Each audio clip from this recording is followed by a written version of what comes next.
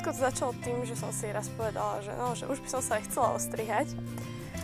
A proste kamarátky mi hovorili o tom, že vlasy môžem predať a tak ďalej. A mňa napadlo, lebo som v jednej knihe čítala, že jedna baba takto darovala vlasy, že prečo ich budem predávať, keď môžem niekomu s tým pomôcť, že sa ostrihám.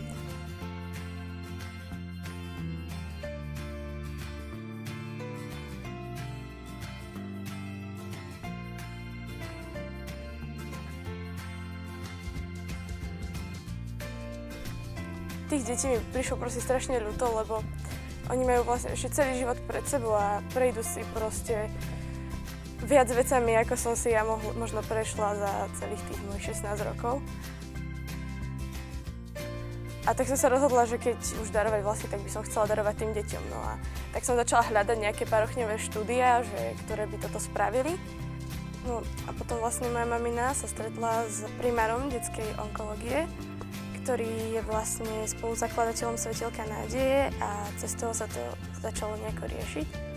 Oni našli nejaké parochňové štúdio a teraz vlastne môžem darovať tie vlasy.